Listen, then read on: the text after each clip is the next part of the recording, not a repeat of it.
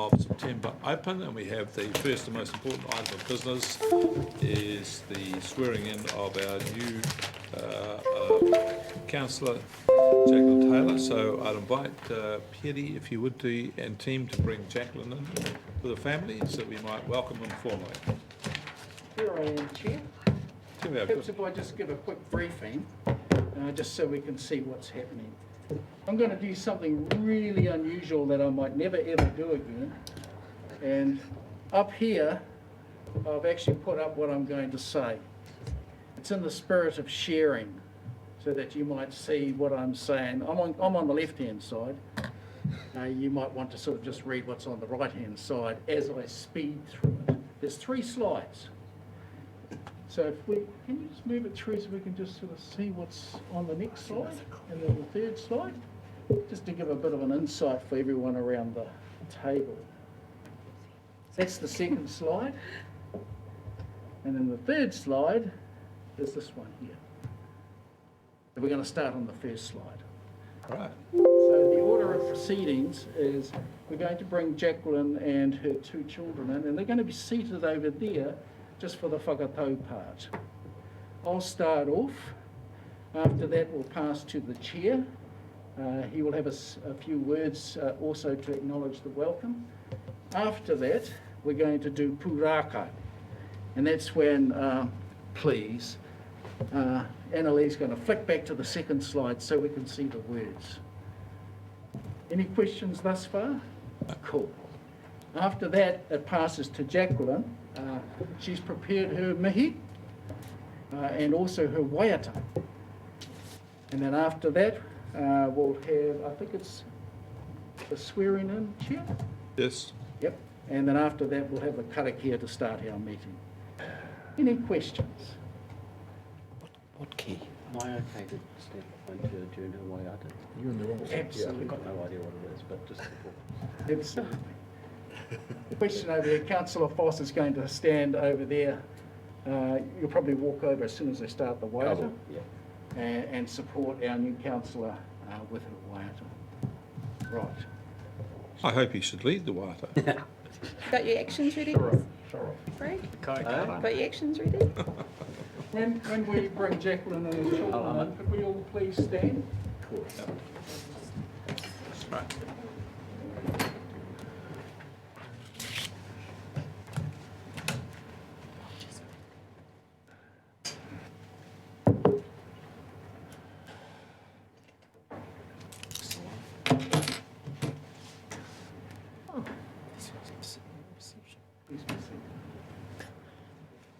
E noho.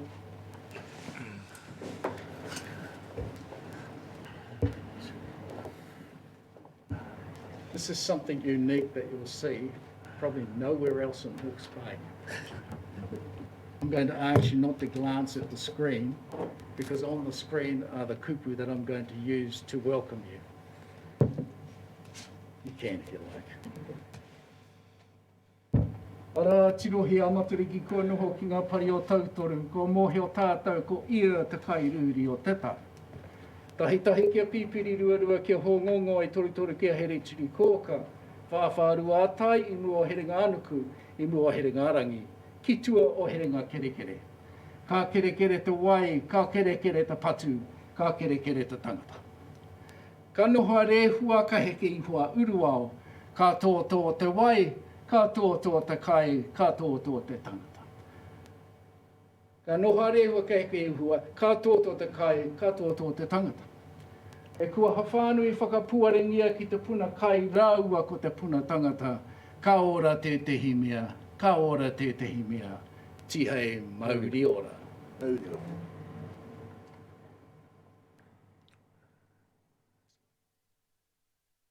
Te ara I whanatu aira. Pūrākau e tū mai nei, e piki ki runga kia marama ahau. Kairaro ko te matawa Māui. Te whakatikanga ki ki runga rā, ka titiwha te rehutai, te ara I whanatu aira. Ko te kura ki ahau, e tohu noa ake ki te kura I te rehutai.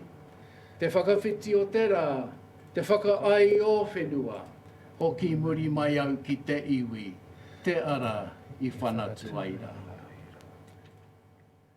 E te rangatira, e te wahina toa, I riroa te pōti, te whiringa ātangata, here tau ngā hau kūnui, here tau ngā ararau, here tau ngā hāro te kāhu, here tau ngā takotoa noa. Piki mai rā, kake mai rā. Ki runga ki tēnei o ngā taumata te kaunihera ārohe a te matawa Māui, uru mai ki tō whare. Mauria mai iau, pukenga iau, mā tauranga iau, ngā kaupai, ki te kaupapa I moi moia e te iwi whānui o te rohe. Whakahuruhuru mai te kāhui, korowai te kāhui, kai kaunihera e noho nei. E Jacqueline me au tamariki nau mai, haere mai. Kei au roi mata mō rātou kua mene atu he maringi roi mata te tāua I te au I tapo. Nau I whakarangatira hea te kaunihera I tēnei rā, kā tiake, tēnā koe, tēnā koutou, a tēnā tātou katoa. Kia tukatiki a koe rau. Kia ora, Pierre. You made the hair stand up on the back of my neck. What a really powerful welcome. Jacqueline, I have a much more humble offering to you. I just want to say welcome, welcome, welcome, thrice welcome. Welcome to this table. Welcome to a place where we are all equals around this table. A place where we all contribute to our best. We share our ideas and we work together to make a single outcome for the best interests of Hawke's Bay. We welcome you to bring your intellect and your gifts to this table to enrich our discussions and to strengthen our decisions. We welcome everything that you bring to us here today. So wonderful to have you, and wonderful to have your children with you too, because we all support it. So this is an esteemed moment for us, the whakatau. The whakatau gives us some degree of latitude as in contrast to the pōhiri on a marae. And to explain whakatau, this might be useful for your little ones. I'm not sure, there was a film once, I think there was a gentleman on there who said it's just like a box of chocolates. But what happened was, at the beginning of that film, there was a feather that was sort of floating. And what happened was the feather slowly came down to the ground. In Māori, what we would say is when the feather actually touches the ground, we would say katau. And the whakatau is very much about that. It's about your landing, your place in amongst us. So this is a great moment for us. And we'll share with you, when we get hold of your mobile phone, if you ever give it to us, we'll download an app on it, which is called Te Kupenga. And you will see this waiata on Te Kupenga, and also the karakia that we're going to do later on, Whakataka Te Hau. So I'm going to ask all those in support of our welcome, both from myself and from our chair, stand and we'll do pūrākau. Kia kaha mai rā tātou I te rākau. And Henewai's going to lead us off. Second slide, please. Te ara I whanatu ai rā, pūrākau e tū mai nei, e piki ki runga, kia marama ahau, kei raro ko te mātou, te whakatikanga ake ki runga rā, ka titi whatere hutai, te ara I whanatu ai rā, ko te kura ki ahau, hei tohu no ake, ki te kura I te rehutai, te whakawhiti o te rā, Te whakaai o whenua, Hoki muri mai au ki te iwi, Te ara I whanatua ira. This Waiata Pūrākau was gifted to us by a young composer from Wairau, and it's something that we relish alongside of our 4 fellow councils in Te Matawa Māui. And that's our gift and welcome to you this morning. Ka piti hono tātai hono rāua, rātau kua mihia kua tangihia. Ka piti hono tātai hoku, hoki mai rā kia tātou ta kanohi ora. E pikau hea ngā moi ia e kare anō I oti. A tēnā koe, tēnā koutou, huri no tēnā tātou, ka huri ki a koe.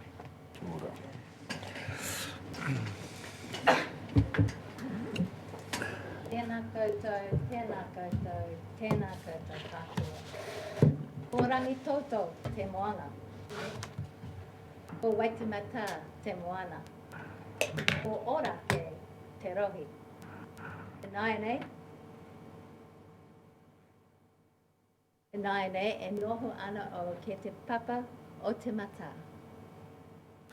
Ko Jacqueline Taylor, toku ingoa. Ko Zach, Rawa, ko Heidi, aku tamariki. No mātou. Nei rā, te mihi araha, kia koutou katoa. I am honoured to be sworn in today as councillor, to serve our Te Mātou a Māui community and work to enhance our environment. I look forward to working with the whānau of the Hawkesbury Regional Council. I hara takatoa, I te toa takatahi, ingare, te toa takatini.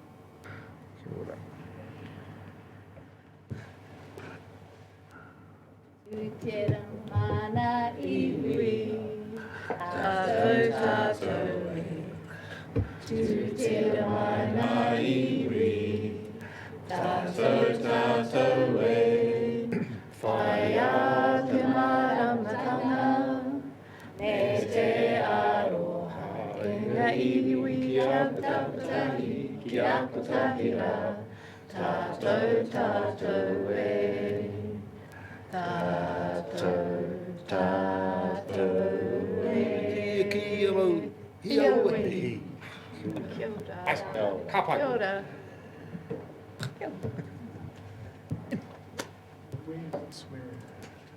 I'll take over here. James has got all the paperwork. Jacqueline, can I ask you to come forward and sign with me your declaration and allegiance to the region? All right. Will you it up? So just yes, you ding to read it out. I, Jacqueline Taylor, declare that I will faithfully and impartially, and according to the best of my skill and judgment, execute and perform, in the best interests of the Hawkesbury region, the powers, authorities and duties vested in or imposed upon me as a member of the Hawkesbury Regional Council by virtue of the Local Government Act 2002, the Local Government Official Information and Meetings Act 1987, or any other act. Sign.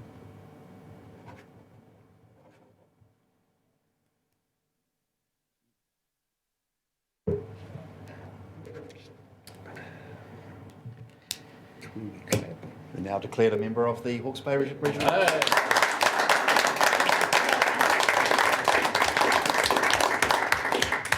Better come and take your seat at the table, Jacqueline.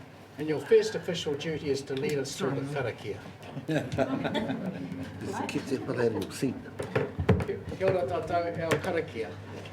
Whakataka te hau ki te uru. Whakataka te hau ki te tonga. Kia mā kina kina ki uta. Kia mā taratara ki tai. E hi ake ana te atakura. E te o, e huka, e hauhu. Te mori ora. Thank you, Chair. Kia ora tātou. Thank you. That's right. Well, welcome. Thank you. Your life will change now. Right. shall we move on? The first item of the agenda is apologies and notices. Any apologies been received? Do we have any notices? No notices. Conflict of interest declarations. Anybody got any conflicts of interest they'd like to declare? Fess up to? Not really. No.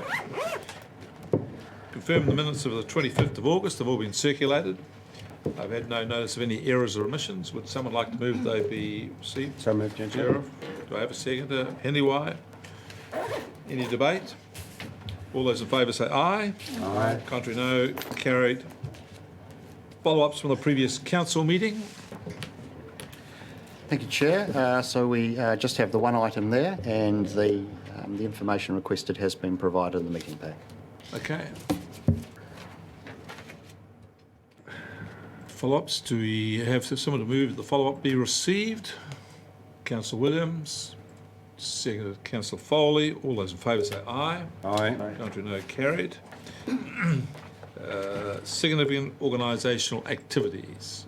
You leading this again, James? Thank you, Chair. We'll take it as read and happy to answer any questions. Perhaps just the overarching comment I would make is that following the period of level 4 and level 3 lockdown, council activity has largely resumed to business as usual. There are some delays which have impacted our larger capital programs as a result of those restrictions that we've had and some supply chain issues around securing materials, but generally the organisation is fully back in business as of today. Thank you. Okay, Councillor Hawkesbury. Thank you, Chair. Tēnā koe, Jackie, and welcome to your first council meeting. I have a few questions. So, number 7, James, around the MFE on intensive, the reporting of intensive winter grazing monitoring and activities. For what purpose do we collect that information and provide it? And what's the nature of agreement with MFE to do so? So last year, the government promulgated new regulations in relation to intensive winter grazing that create restrictions around locations of intensive winter grazing in relation to slope, setbacks from waterways, protection of critical source areas, a range of things that are required. Those regulations were due to take effect this year, and the government agreed to defer the implementation of those regulations and a new resource consenting requirement for intensive winter grazing for effectively 12 months to enable more of a transition to be facilitated. As part of the quid pro quo of the delay, the Minister, through the Ministry for the Environment, required a series of quarterly reports to be provided through this year, and so that's what we've done. Overall, the reports show a good level of compliance, and we've done extensive amount of farmer engagement so that they understand the new requirements, and we've had good participation in those. Thank you. My next question is regarding point number 9, right tree, right place. So the seedling order, has there been some sort of risk assessment around including the variety of natives versus radiated pine in terms of those seedlings needed? I'll pass to Mr. Maxwell on that matter.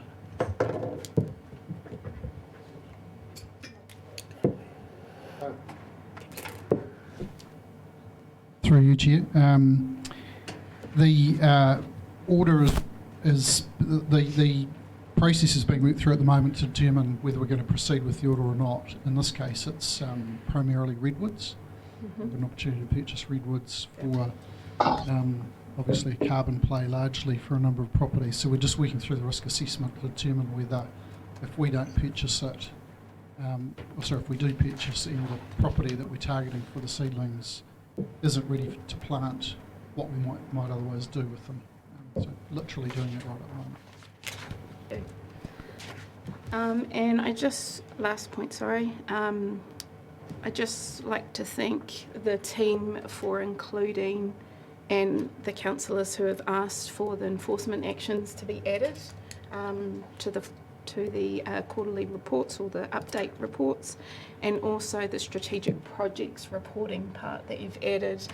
And I know that only 8 of 19 are on here currently, but I just want to check that a part of the water security program that there will be added next time the regional water assessment, because I see that it's not included in today's update of reports. Thank you, councillors. So through you, Chair, the intention in relation to the legal activity is to expand that out to any other legal action that council's involved in. So for this month, we have brought you the enforcement actions, but do register the fact that the request was wider than that. So that will come forward next month. In relation to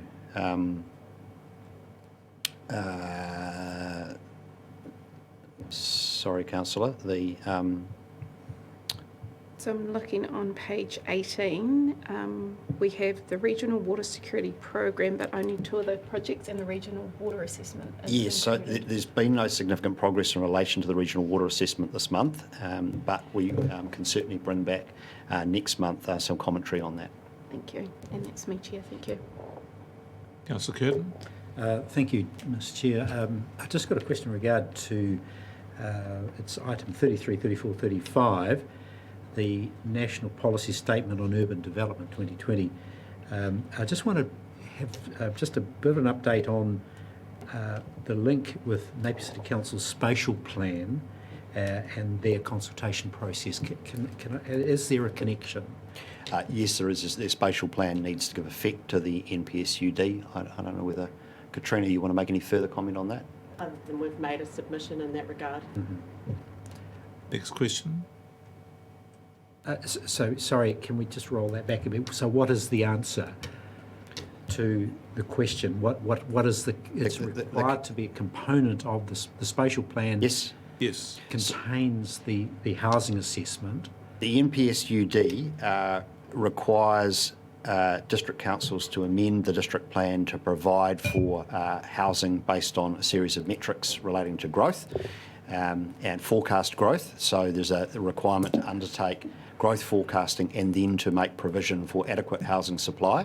And so one of the things that Napier City Council is balancing is that legal requirement to provide for that housing alongside the constraints they have physically with respect to their own infrastructure and also natural hazards such as flooding, inundation, sea level rise. So their plan needs to accommodate all of that. Sure. One of the things that's been noted nationally is that the requirements around the NPSUD potentially run at cross purposes with other matters of national direction around things like the protection of high value soils, fresh water management, and also around needing to avoid natural hazards. So their spatial plan is a much bigger issue than simply housing, or housing assessment. Correct. It contains the entire gamut of Yes. plan. Correct. Okay. But it must give effect to the NPSUD. Sure. Thank you. Any other questions? Councillor Williams. Oh, thank you, Mr Chairman. Yeah, right tree, right place. To the extent you can comment, there is a reference there to a delay in terms of formalising arrangements with the commercial partner. Is there anything you're able to share with us about what's causing that delay, or how it could be overcome, or how it is being overcome? I'll pass to Mr Maxwell on that. So you're reading section 9, Councillor? Oh, I'm sorry, I'm reading page item 41. Sorry. Sorry, I should have actually required you to tell us when you're answering. That would have been helpful. Yeah, would have been. Yep. Yeah. 41. Oh, okay. Sorry. Look, there's no significance to the delay. It's just accessibility of staff and engaging in those conversations and just ensuring that the documentation's appropriate and correct. So we don't have a problem there. There's no so to problem. speak. Okay. Right. My other question, Mr Chair, just finally, Number. is the item on-demand transport 46, issues with budget not incorporating all costs for public's benefit as much as mine. Could we just get a sense of what items fell outside the LTP projected budget for this project? if it's, or we can come back to it another time. If that's I think we've got this. Katrina's got this. Have you? I've got this. Yep. I do. Excellent. So essentially, as we have been putting the project team together and fleshing that project out a bit more, we think that there is potentially room or a need to add additional buses to that. So we'll be coming through with that proposal in the annual plan. Thank you. Councillor Lambert. Yes, thanks, Chair. In regard to the northern catchment, probably the items 10 through to 15. Oh, sorry. Yep. 12, rip and possum control. There is a testing being done currently up by Waitai Valley up through Whakaki, and one of the farmers is concerned as to what is the actual purpose of the putting in the test lines. Is it just to show an arbitrary pathway between the contractor and regional council, or is it to find out how many possums are left in there? In his opinion, he talked to the guy doing the test line, and he said he has no input into where he puts his test points. And the farmer, being an ex-professional trapper himself, looked at his map and said that he probably wouldn't find any possums in those particular sites. And the guy agreed. If he re-looked at the ground, he would have put them in a different place himself. So I guess the point is that the farmer that was watching him is asking the question as to if you really want to find possums, if they're still there, there are better ways to do it than just putting an arbitrary line in a map. And I don't know, is that the purpose, just to balance it up with the contractor, or to find possums? So it's a good question, Councillor. It probably, to me, indicates we definitely need to organise a field trip to Mahia to look at the project. Look, Manaaki Whenua Lenki Research have been instrumental in the design of the program, including where and how things like trap lines and monitor lines are placed where the wireless league-hold traps go. So as much as it is an exercise in pest and predator eradication, it's also a bit of a research project to find out what works and what doesn't. So hence the contractors have to follow the agreed protocols and methods.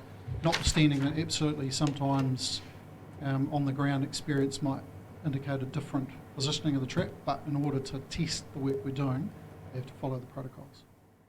Yeah, I think his point was maybe we should take the advice of the trapper as well.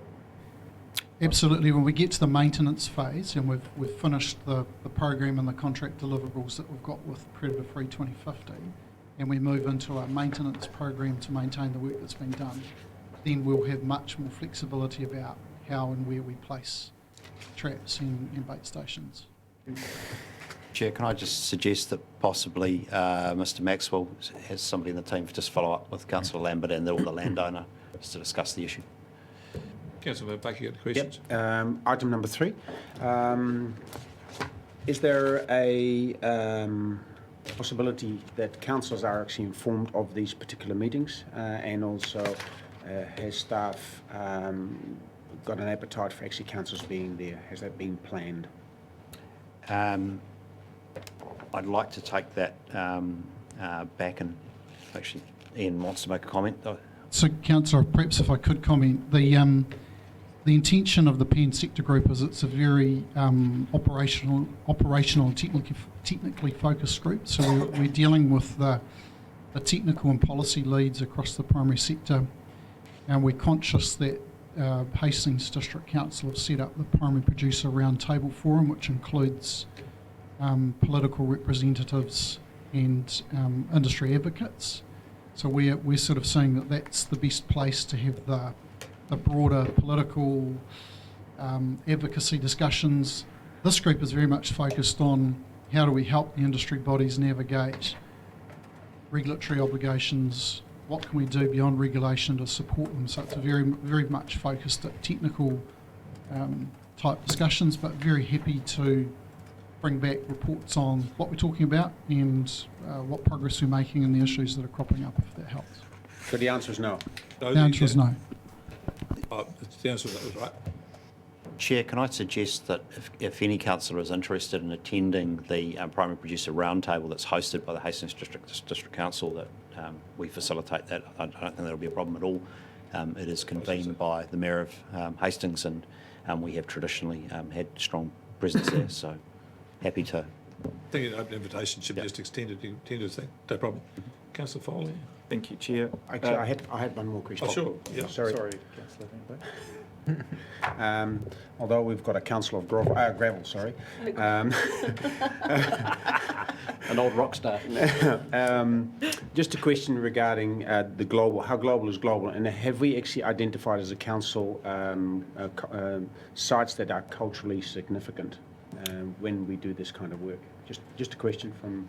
Yes, so as part of the big IRG program that we're doing across the upgrade of the flood schemes as well as the gravel removal, we have commissioned the services of an archaeological consultancy and identifying systematically sites right across the region. We have already made some decisions to move to other places while those archaeological sites of interest get further investigated, and obviously engagement with mana whenua around those takes place. So that's very much built into the practice, I can assure. Yes. Councillor Foley. Thank you, Chair. Point 49, Tukituk Plan Policy Implementation. Just a couple of questions. The consent deadline, 30th November 21, does that refer to all the subcatchments over 0.8 needing to have a consent? And the uncertainty around overseer, so post the release of decision on overseer, are we still, I guess, working out what the plan looks like going forward? Is that what that means? Yes, it does relate to the catchments that are outstanding, and I can't remember them off the top of my head, my apologies. In terms of the overseer uncertainty, we've been working really, really closely with the sectors, coming up with a risk-based matrix and new framework that would replace overseer information. And we've had some really good response and acceptance about that. So we are going to be going out to those catchments next month and recommencing what we had intended to do all along, engagement, and essentially walking everybody through what the requirements would be for consenting before the end of the year. Thank you. Napier. Thank you. Through you, Mr. Chair. I think Chief Executive James has answered my questions mostly with Councillor Van Beek's questions around sites of significance. I see there's a number of activities on the list which refer to waiting upon mana whenua engagement, pending mana whenua activity, So could I get, assuming that it's consistent with your previous response, could I get some confidence or a response from you around that we're also meeting our obligations around mana whenua engagement, and is there anything in those activities where we may be able to facilitate a faster response, or is this a wait and see? I think the predominant factor we're dealing with here is the volume of engagement that's being put upon our mana whenua representatives, particularly in the Hiritonga zone, but also in Tamatera as well. We're not the only council that has significant capital works programs and significant regulatory and policy developments, and we're all relying on the same people. And it's quite literally an hours in the day question, and also capacity for our mana whenua partners to respond to often large amounts of information and come back to us with views. So it is certainly a bottleneck on a range of programs at the moment, and I think there's a longer term, more strategic conversation around the capability and capacity building, particularly around giving effect to Te Mano o Te Wai, which is a conversation we're having with central government presently around funding contributions to long-term capability and capacity building. But certainly there's an awful lot being put on a small number of people at present. Thank you. Is there anything that you might want to bring to the attention of Council where we may be able to facilitate, or we've done everything we can? It's a capacity issue, really. I think is reasonably well understood. Ngāti Kahungunu is divided up operationally amongst a number of post-settlement treaty entities, and there is a Tai Whenua structure, obviously, and then there is the head office of Ngāti Kahungunu Iwi Incorporated. That does mean, and obviously a large number of marae and hapu groups as well, that does mean that the scarce capability and capacity in the region around resource management matters is distributed among a large number of entities. We would certainly encourage any discussions that might occur around greater levels of collaboration and coordinated effort between all of those groups and entities to create some critical mass of scale and capability to deal with everything from day-to-day resource consenting right up to strategic regional resource management planning. So I think this is a longer-term challenge, I think, for Ngāti Kahungunu and for the Crown and for local government, as we aspire to have greater levels of partnership engagement, co-management, co-governance, with an awful lot of work that lies ahead on some very pressing matters for our region. Thank you, Mr. Chair. Councillor Foss. Thanks, Mr. Chair. Just a couple of items from that previous meeting, actually, which we skated over. Just first of all, the Lagoima report in there. I was very surprised to see Auckland Council OIAing us on our human staff performance. Now, is that an error in that you're just treating it as an OIA, or have they OIA'd us? How rare is that? And then, obviously, there may be privacy issues involved in that around individual staff members, which could be, no doubt you're dealing with it, but could you please share what you can with us? So the request doesn't relate to anything specific to individual staff members, so I can assure there's no privacy issues. It was really a request that went out to all councils nationally, it would appear, as the HR department at Auckland Council seeks to formulate their own performance measurement framework. And so we did respond to them with the information requested, because it was a formal Lagoima request, but we did tell them that had they simply just picked up the phone and asked us for the information, we would have been very willing to provide it. So basically, it's the largest council in New Zealand is actually seeking some of the smaller councils in New Zealand to assist them, which is nice, but they not a good look on their part. Further to the reference in that previous meeting again, can I just request of your confidence in the communications and around the representation review consultation? As you're aware, I'm particularly interested in one item, which is the proposal around the Mohaka Waira ward being over 60% different in population count from any other ward. As public go through the consultation process online, you have to delve down to find that key piece of information. Other issues are talked about, but that is a very significant issue, I feel. And it's not until you actually delve down into it, you see the table that was in the one press release I've seen and around it, and that was in the paper. So can you, are you just confident, well, is that a normal process? I haven't been through that process before. And the accuracy in the consultation documents that the public are using, do they go through a review, or are there any issues that might be in there? So we've followed a fairly traditional track in terms of the way in which we've used public notices and taking out advertising space in the main publications in the region to promote the review, and obviously the digital material on the website and using social media to draw attention to that as well. We haven't gone to the same extent as some of the territorial authorities, particularly Hastings District Council, in terms of mailing every household. And so what I would observe is that they have taken a greater level of engagement than might have historically occurred, and certainly more than we have. I think largely the traditional view has been on this is that the consultation's been on matters of relative detail and not enormous import. And certainly in our case, the decision to create 2 new Māori seats was previously obviously well consulted on and the total number of councillors in addition to that isn't changed, but there are some boundary changes. So I'm happy to have a look at whether or not the information is clear enough, particularly in relation to that specific matter. But we are obviously at the tail end of the consultation, so there's potentially limited remedy around that. That might be something that we need to consider as a lesson for next time on this.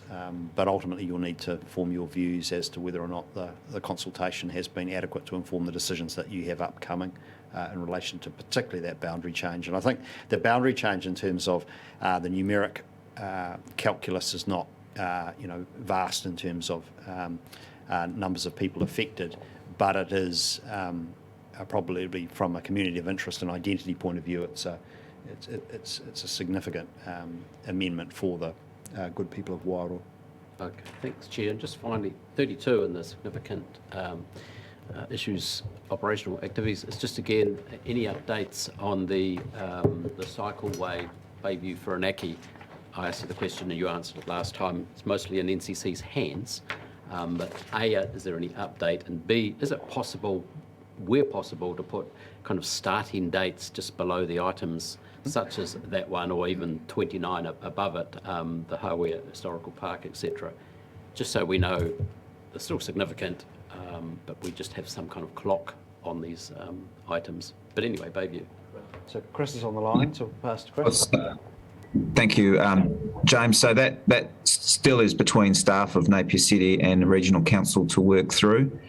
So there's been no progress on that matter in the last month, and it has been, the land issues have been a significant issue for many months on that particular project.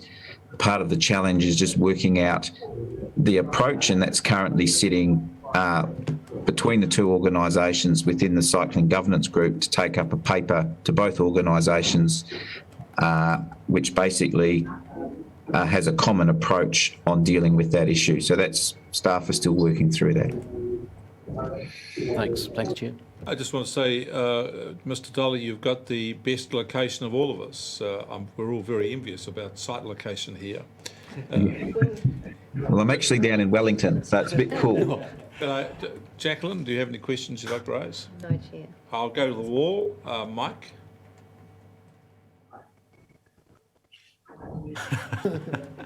Mike, you've gone. Mike Puckett? Sorry, Mr. Chairman. No, thank you. They've all been answered. Thank you. Michelle? Kia ora koutou. And it'll be for Chris anyway, because I don't think question like this. There's been a concern about the placing where the mouth of the river is at the moment here in Wairoa, and recent flooding that we had, and how that impacts on not only whakamahi ngā motu, but especially Ki2 Marae. I know also the Wairoa Yacht Club also expressed their concern about the mouth. So I can't be a good Wairoa girl without mentioning that, Chris. So if you could give us some feedback on that and the cost of changing the position of the river mouth. Kia ora. Yep, so happy to provide some advice. So certainly with the last event, we were watching that very closely, and we weren't happy with the performance of the river mouth, and the team is currently looking at how it can be relocated. Look, the expense isn't really a matter that we need to be concerned about. It would be of the order of $30,000 to $40,000. So that's not an impediment. That's just what it will likely cost. And given the height of some of the shingle towards the north, it is a significant undertaking to get right. And we've got our coastal engineer having a look at it. The biggest risk is that we undertake a major reopening and it closes up. And so we just need to fully understand some of the processes and the best way to do that for it to be enduring. Certainly, there's been many reports looking into a permanent mouth. However, the risk has always been around that filling in, and and I guess the ongoing maintenance of that. So that's something that we've looked at in the past. It is very risky, but certainly in the short term, we're currently designing a new opening and we'll be working towards that, and happy to keep everyone up there in the loop. And we have also specifically responded to the Yacht Club about the last couple of events as well. Are in dialogue with them. I would be also, thanks, Krista. We look forward to that update, and the paper would be good. And also it would be good to respond to Kiri Marae, because their chair had a front page article the other day, also concerned about this. Okay. Yeah, thank you. Thank you. Thank you, Michelle. I've got no question, but just to one point that I think needs to be highlighted on, and that's on the overseer, the demise of overseer. Those who have been on Plan Change 6 in the nitrogen issue know that there's been a clash on this. And the thing that was the most surprising to me is when overseer bottle was pulled apart by the Commission for the Environment. I would have thought there would have been a great deal of celebration in some quarters about its demise, but there wasn't. What the discussion was about how we get a better model. Now, I want you to put that in your mind, councillors, because to me there's been a huge shift here. There's no disagreement about the direction. It was always seen there was, but this isn't a disagreement about the direction. All there is here is a request to get the tools right to make this thing work, which I think is really significant when you get down to some time later we're thinking about our plans. So just think people are now on the journey that these things have to be done, and I think it's a great thing. So with that, I'll seek someone to move the recommendation. Councillor Van Beek. Yep. Councillor Lambert. The Regional Council receives and notes the significant organisational activities report through to October. All those in favour will say aye. Aye. No. Carried. We now move to call for minor items. Minor items. Councillor Foley. Upper Tuki gravel extraction. Councillor Gravel. All right. Tuki gravel. Okay. Uppy. RPC update. RPC update. Chair. Councillor Foss. Te te o marama awa rā e tēnei rā, World Rivers Day. World Rivers Day. Mr. Chair, actually, can I withdraw mine? We can include it in the agenda item on the RPC minutes. That's exactly right. So I'm just wondering about that. I thought it might. Okay. The others? All right. We'll then move on to decision items. And we've got to, scrolling through my things here. Recommendations from the Regional Planning Committee, RPC. Who's going to lead this? Chair, so we'll take the paper as read. It is a record, obviously, of the committee's last meeting and deliberations.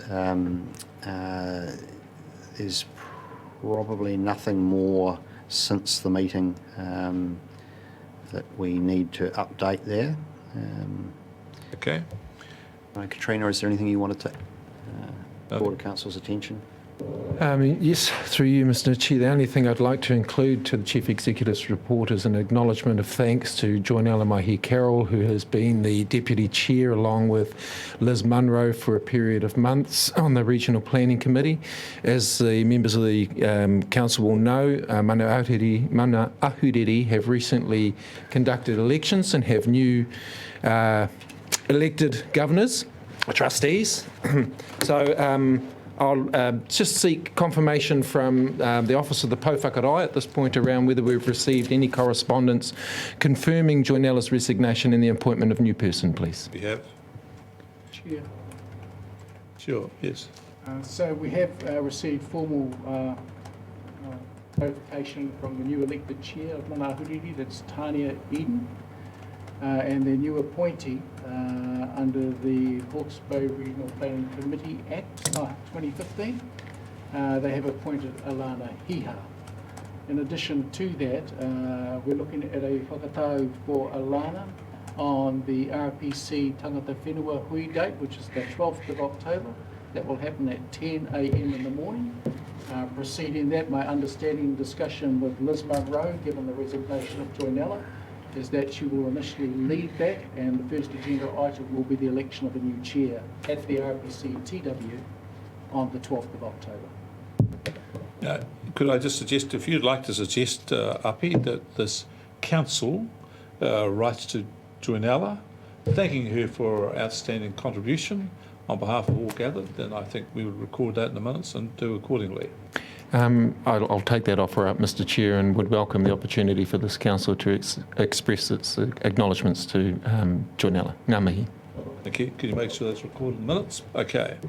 Chair, could I just please add a request if the councillors may be invited to the mihi whakatau for Alana, please? Thank you.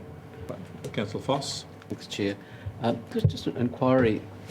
I understand there's been changes at the chair at RPC and everything. It's normal, but has there been another change? Because the opening reason for the report is, and the report's not, I don't think, signed by the previous chair, and then the report invites you as co-chair to consideration of any commentary you as co-chair might wish to offer. But you're co-chair, and so you're part of this meeting and part, or has there been some change in the way it's run, or is it just because we've got this leadership change? I know we have a co-chair, and Joynella chaired most of the meetings. I was quite happy to sit off the side. There's no problem. As co-chair, she did a fine job. I was happy about that. So, and the other thing too is that there has been a definite attempt by tangata whenua reps to have a change of style, a change of culture, and to get us to a place where we agree by consensus, which has been quite a significant shift, and I've been really appreciative of it. So I've just stepped back and let it happen. No, yeah, I acknowledge that, and I've seen that in action, and look, whatever works, I'm more than comfortable with that. It's just the way that's written, and that it's almost as if you weren't there or something. And well, I'm happy about that too. Additional that wiped out everything else you just said. Anyway, thanks for the explanation, but it does seem to be a change. Councillor Curtin. Thank you, Mr Chair. There's two questions in regard to at paragraph 8 of the paper. Firstly, going to 8.4, at recent Regional Council Collaboration Day, intense discussions for alternatives for a Hawkesbury model. I'm assuming, is that the Three Waters model? Yes, that's correct. It is, okay. So just a clarification there. And the second one is at the 8.3, and iwi representatives met with Minister Mahuta on the 6th of September. Is there any chance of some sort of summary from that meeting with the Minister? Is any RPU in a position to comment, or anyone else? The simplest and most effective way to provide a response to that question, Councillor Curtin, is when the information is circulated from DIA which summarises that meeting. I'll be happy to circulate that amongst our colleagues if that suffice. But to give you an indicator, it was a follow-up meeting. There was a first meeting with the Office of Minister Mahuta and DIA Taumata Arawai. This meeting referred to here in the minutes was a week later, which was a follow-up meeting to provide an opportunity to launch questions to key personnel. So essentially that was really all that we did, was touch on the first meeting, address our questions specifically, and I'm waiting on the response in those slides to come back from DIA so that I can engage more in depth with that material, and I'm quite happy to circulate those when they arrive. Does that meet? That's fine. We'll wait for that feedback. Perhaps, Chair, just to add to Apiafa's corridor, the slides that were shared on that date by the Minister, or more particularly by DIA, who are officials, are actually on the DIA website. And there's a link within there which gives the latest information that has been put forward by DIA around Three Waters. Okay. Questions? Some council like to move that the recommendations. Move. Councillor Williams. Councillor Ormsby. Would you like to speak? Thank you. Any speakers? I'll put the question. All those in favour will say aye. Aye. Contrary, no. Carried. Then move on to the EICC. Councillor Ormsby. Yeah, thank you, Chair. Look, it was an in-depth and pretty full-on meeting, but very, very insightful. I think we had half a dozen doctors talk to us that meeting. Yeah, just really thankful for the committee members to persevere through that meeting. We had two great decisions come out of it around our biosecurity annual report and operational plan, and also Right Tree, Right Place project acceleration. But other than that, happy to take any questions, and I'm happy to move once those questions have been asked. Sure. Any questions?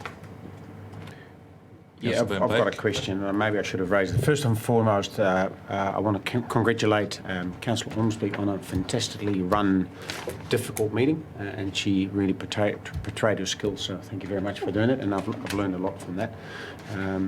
I've just got a question on 10.1, which seems to be half the phone calls that I'm getting as a councillor is about this particular issue. It's a real blight.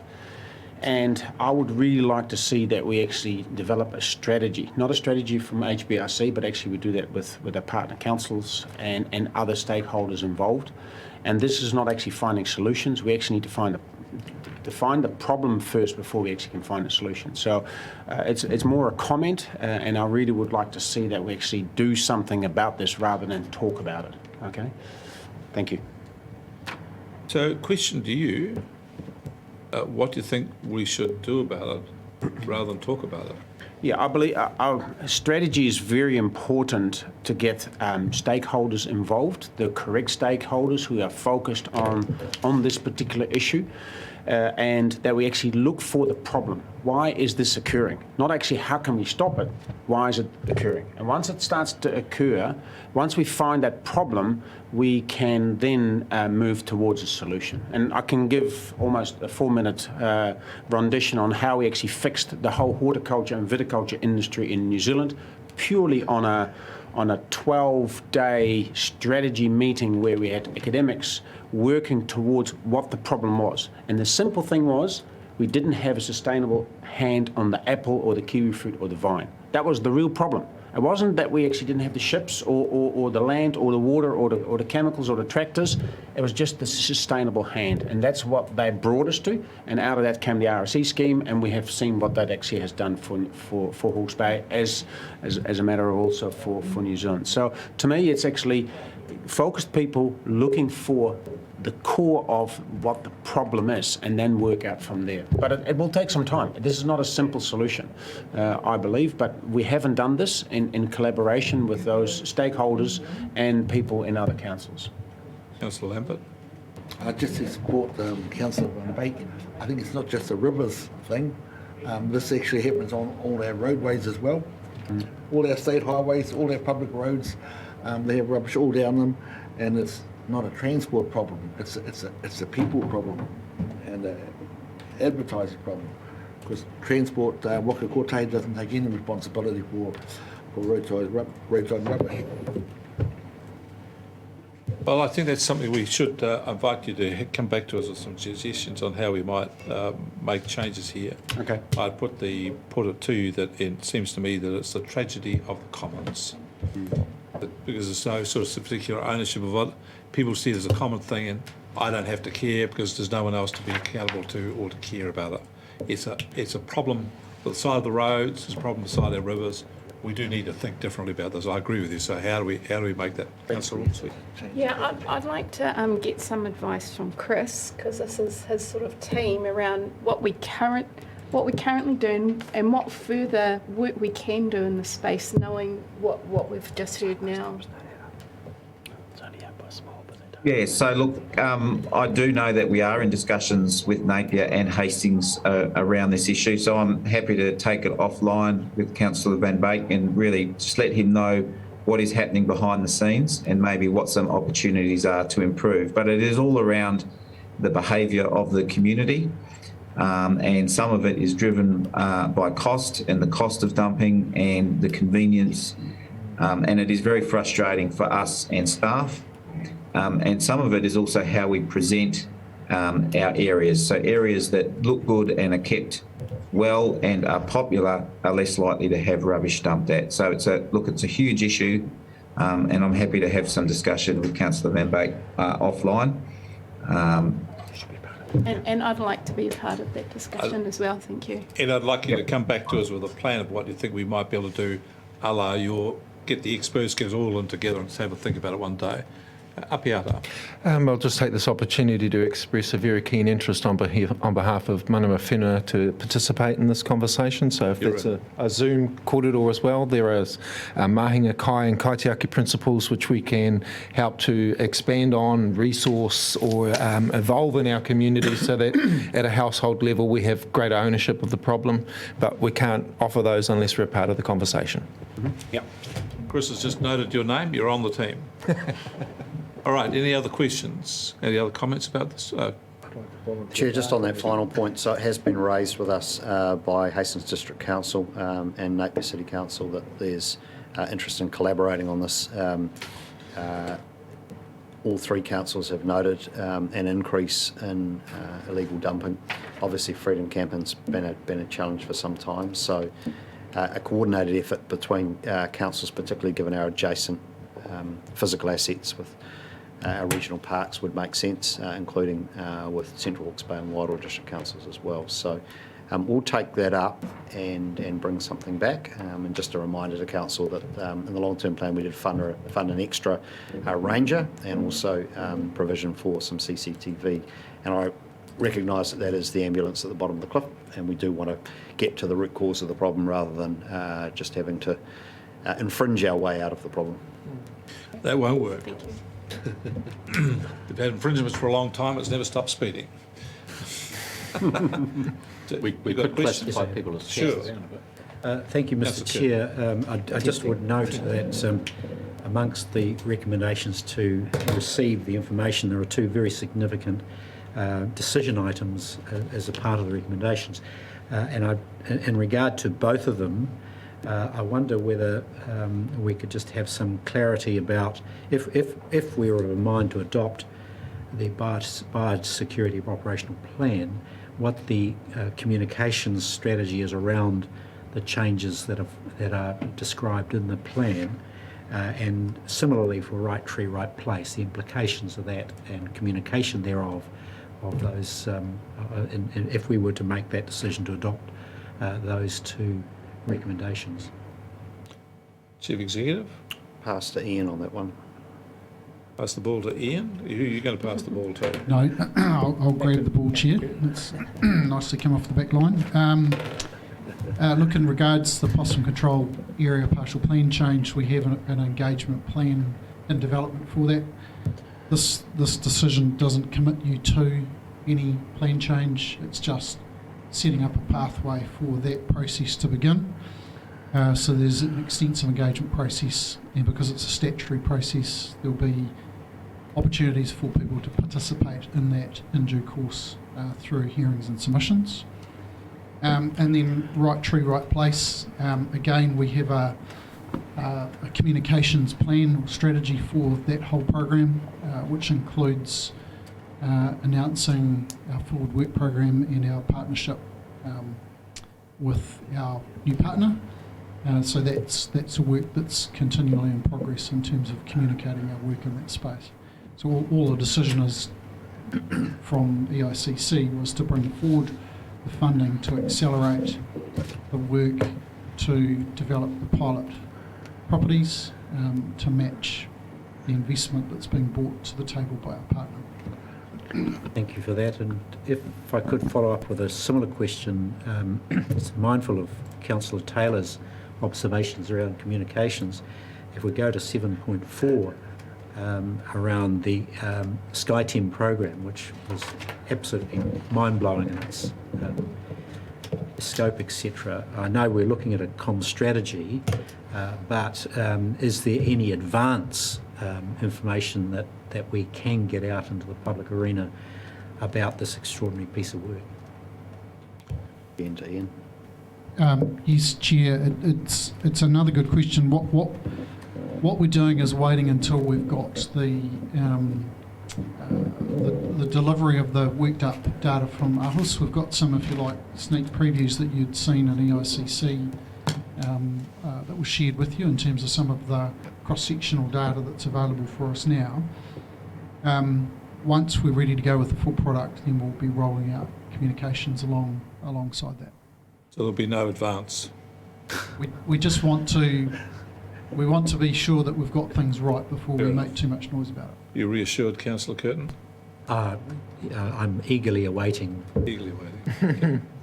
All right, I think we've got the questions. Councillor Ormsby's moving. Who would like to second it? Councillor Foley? Like to speak? No. Councillor Foley, like to speak? Yeah, I'll just say, probably on a personal note, if I had to say or list, my engagement, what's my engagement with the community out there, 99% of it would be what's in this report. So well done, Councillor Ormsby. And yeah, it's our core business. If I'm away, we'd be having a EICC meeting every week. So well done. No. Just suggest it. See, have a go. No, thank you for your input. Thank you. Councillor Curtin? Thank you, Mr. Chair. Just a very brief comment, and I'll go back to the SkyTeam project, which I think it demonstrates the results so far are really, really encouraging, and I think give us if you like, a major shift in the way we perceive our catchments. And I'm just delighted with the investments that were made there and the payoff that is becoming rather obvious. So it's a, excuse the pun, a watershed in the, if you like, knowledge base of council, and we need to see it in that light. So congratulations to the staff involved for pursuing this with some opposition, I think, along the way, but an extraordinary piece of intelligence that is going to serve us in great stead for the next, at least the next decade or two. Thank you, Mr. Chair. So in actual fact, we did buy the Sydney Harbour Bridge. Yes, it was a choice between them. Any other questions? Any other comments people like to make? Put the question. All those in favour will say aye. Aye. Contrary, no.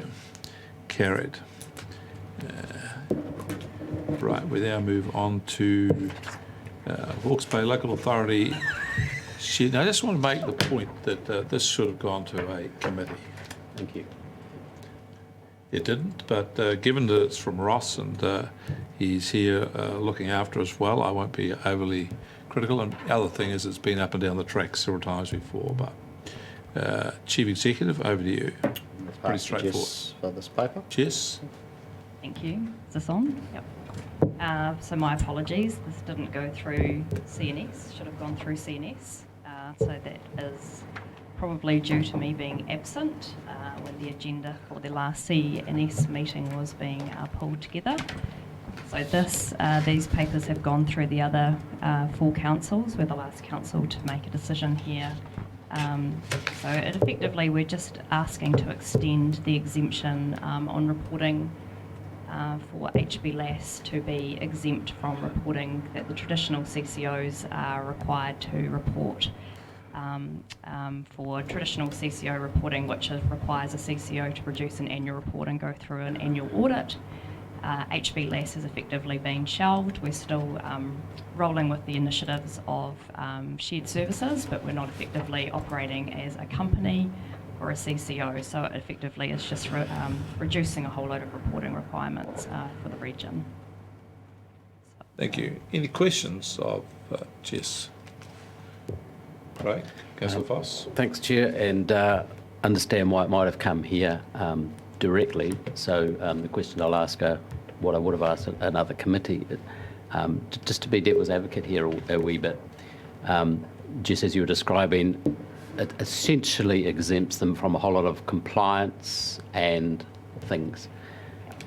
I think most people would like to be exempted from compliance and things administrative. And so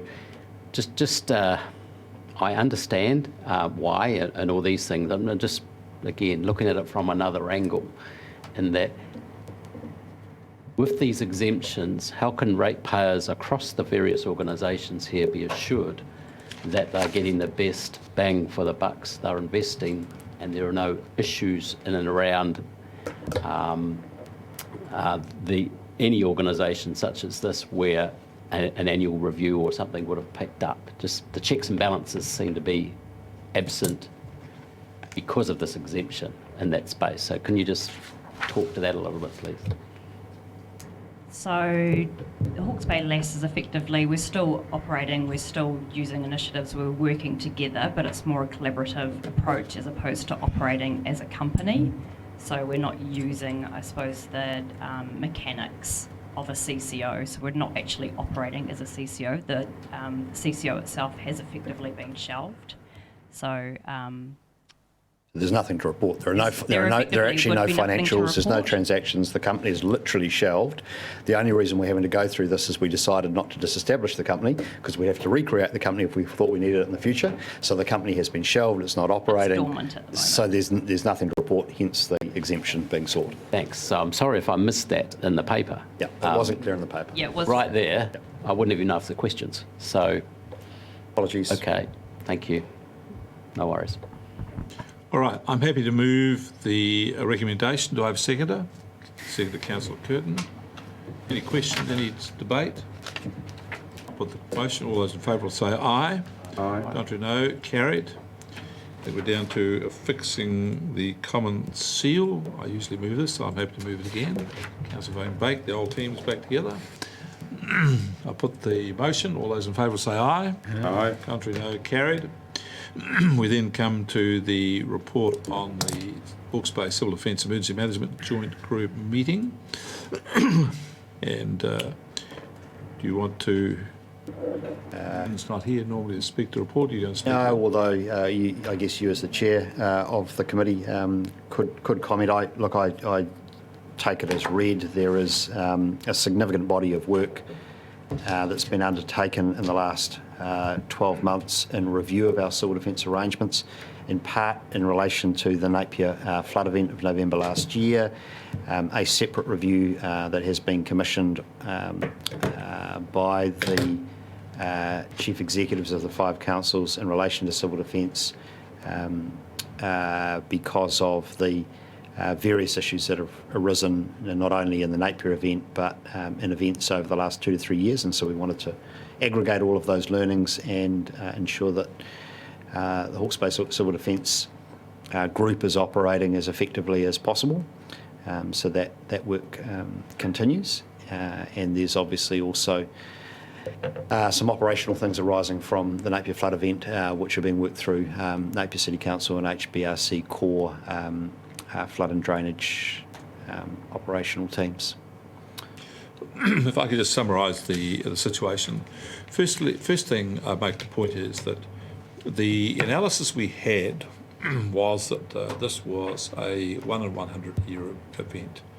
Some rated it as 1 in 250. It was not. It wasn't even a 1 in 100 year event. The clear photographic evidence shows that in 1963 there was a flood of a very similar size. When you look at the photograph of the flood, you can see it's a nice bright sunny day. So it's probably well after the rain stopped. So whatever you see is actually less than what happened at the time. We just have to accept this is probably a 50-year event. That despite the maths, the logic of individual observation tells us every 50 years. The other part that goes with this is as global temperatures rise, as they have done, the air carries more energy, and the air is going to be able to carry more moisture. Because it carries more moisture, the rain's going to come down heavier and quicker. So this is a sort of a foretaste of what's going to come more often in the future. Make no mistake about that. So we just have to rethink our numbers here and be a bit smarter about it and not be smug.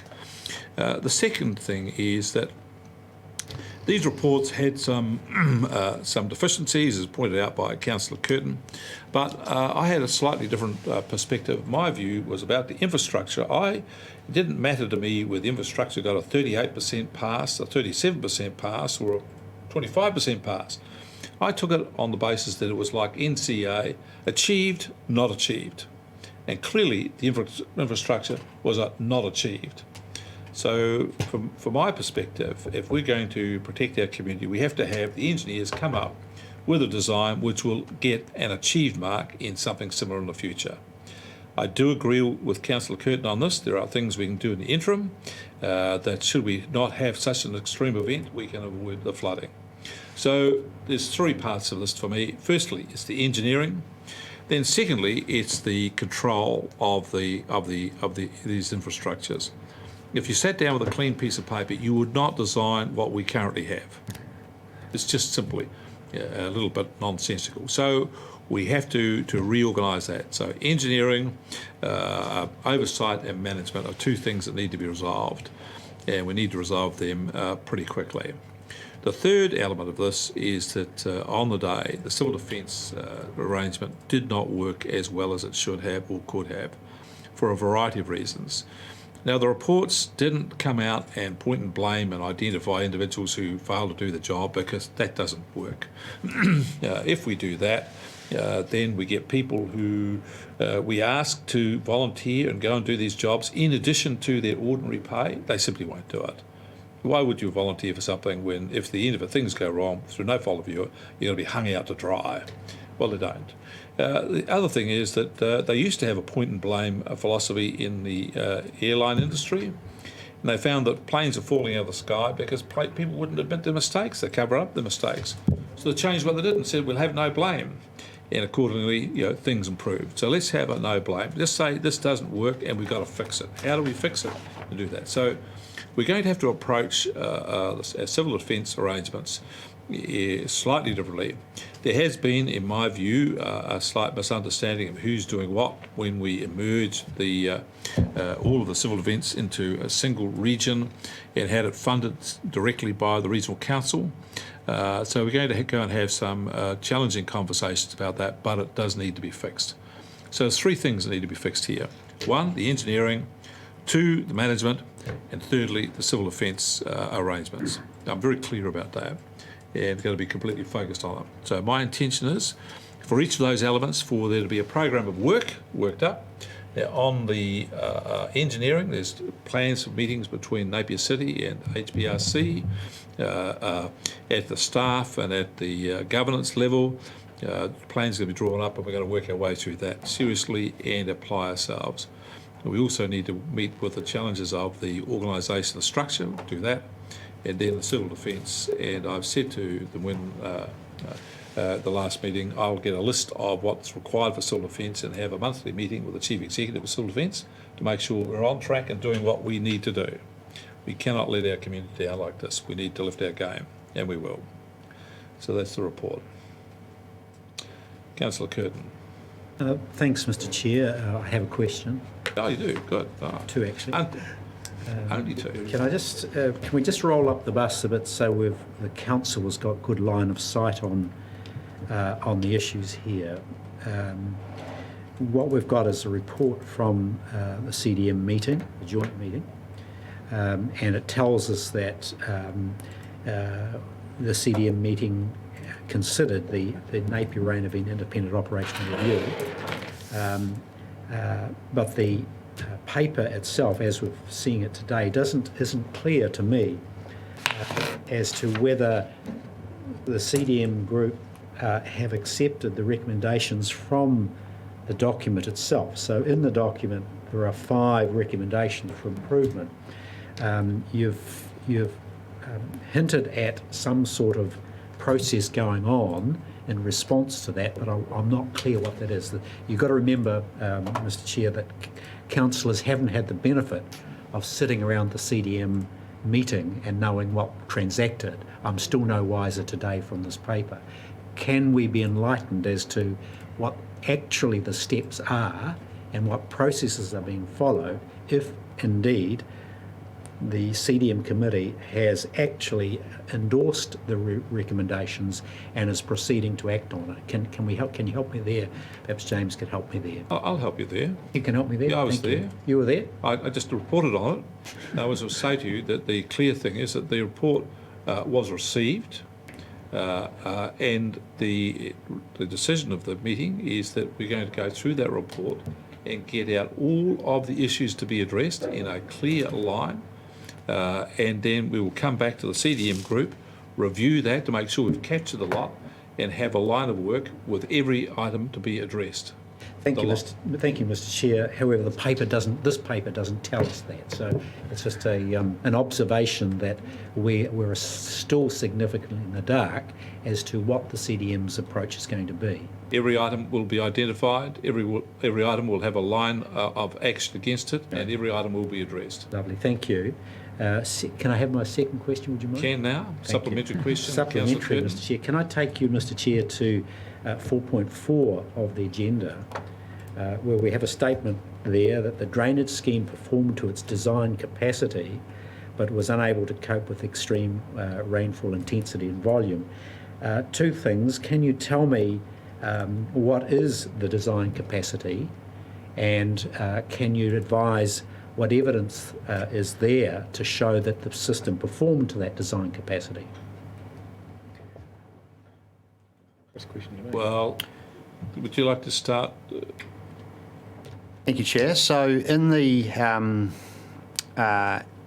documentation that was subsequently presented to the Joint Committee following the workshop that was held with both councils, there was some amendments made to that to the report between the version that you received and the version that was considered by the committee. And the wording that was amended was in part to address the generality of that statement, which is that overall the scheme performed to its design capacity, but obviously there were elements of non-performance on the day in relation to power cuts in particular. So the statement here is very general, and it doesn't go into the level of detail that the associated reports that were considered by the committee does. And I'm very comfortable, for the purposes of this meeting, that wording is amended to reflect more accurately what was in that final report. I might also respond to the thing. If I was writing the report, I wouldn't write it in that way. I would have written that the drainage scheme's design capacity was incapable of dealing with the deluge on the day, and to add to the problems, there were other deficiencies that occurred in terms of operational matters. So it was never going to work, but it was hampered in doing whatever it could by the fact that the maintenance wasn't as it should have been. Things didn't work on the day. Sure. Well, I think, if you wouldn't mind, Mr. Chair, if I could comment now, just the fact that we do need to be more accurate with the way we're presenting this information to the public.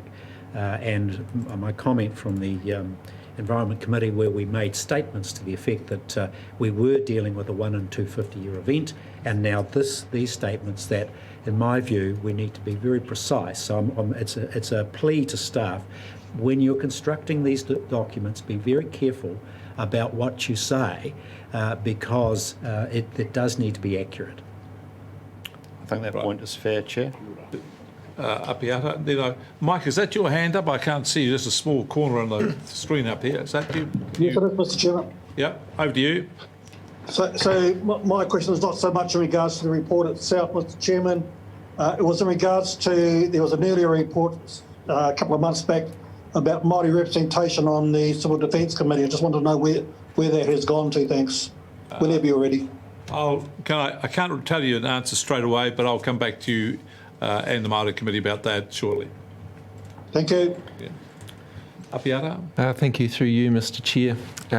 Really, it's just a follow-on question from your statement earlier on around if we had been given a blank piece of paper and designed our stormwater network in today's understandings, would it look like the current system we have today? And so I just sort of note that on 5.3, and I also concur before I wander off, around Councillor Curtin's statements around how we carefully word our interpretation of some of these reports, because I think there's equal angst at the Napier City Council around how it's interpreted and what it implies. But 5.3, Napier City Council, Hawkesbury Regional Council should review the existing arrangements for management of the flood scheme and stormwater network. My question is, that would imply that the review for obvious reasons, is limited to just the existing arrangements of our stormwater network and not looking at where we might be able to make any significant changes. Is that? That's correct. That's correct. And so is that mostly around just the cost feasibility of it, or how would you like to? There's no real scope to change because the city's set in place, et cetera, et cetera. What are our options? That review referred to is of the memorandum of understanding that sets out how the two interconnected networks between the Regional Council's flood control scheme and Napier City Council's stormwater network is operated day to day. So we're reviewing that management arrangement, and in reviewing that we will be looking into the future as to how things like urban expansion, issues of climate change affect our perspective of how the two networks should be managed together. There are separate work streams occurring by both HBRC and NCC in relation. Balanced. Sorry, Mike, you're not on mute. He said bollocks. Looking. He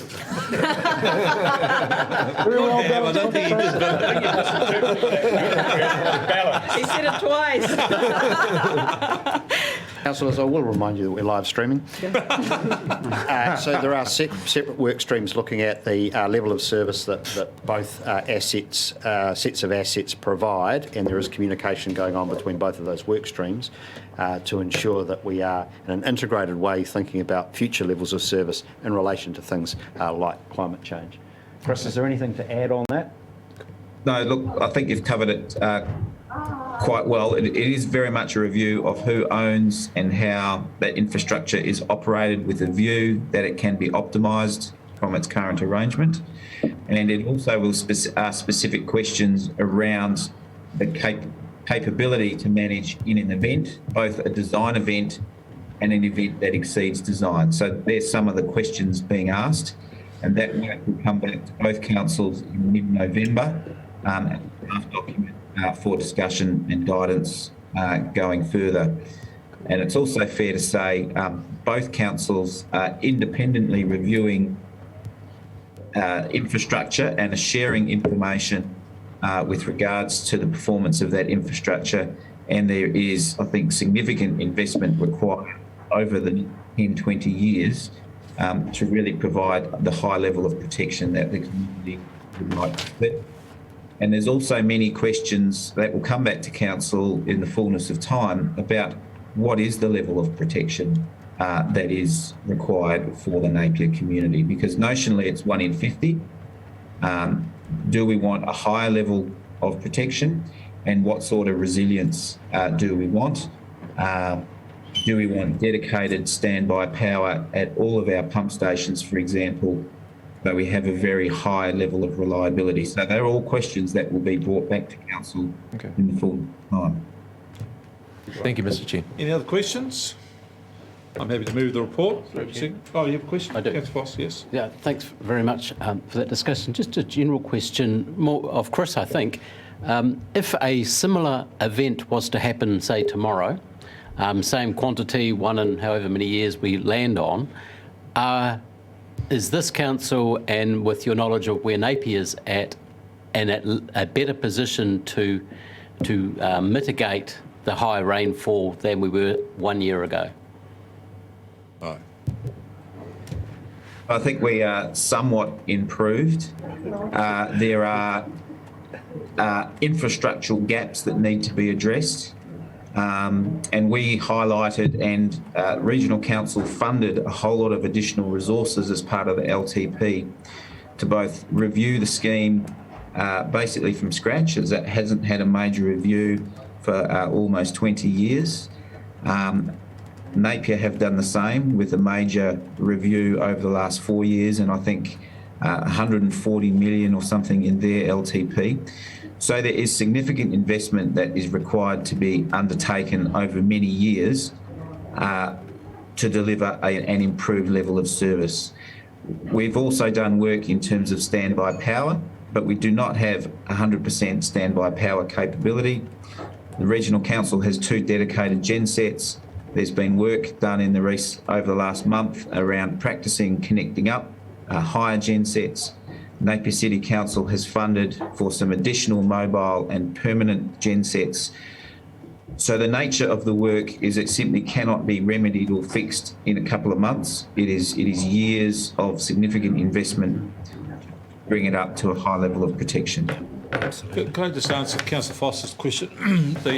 I've had the fortune or misfortune to see a major flood in the southern Bay of Plenty, where huge numbers of generators, pumps were brought in off tractors and so on, stuck on stop banks, and they screamed their lungs out 24 hours a day.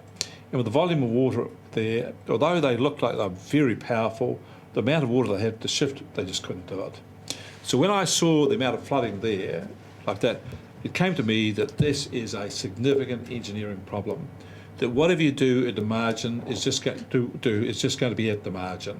I thought Councillor Williams made the point accurately when we've got 1-inch pipes when we basically need 4, 6 or 12-inch pipes, which they're just too small. The system is just completely under-geared.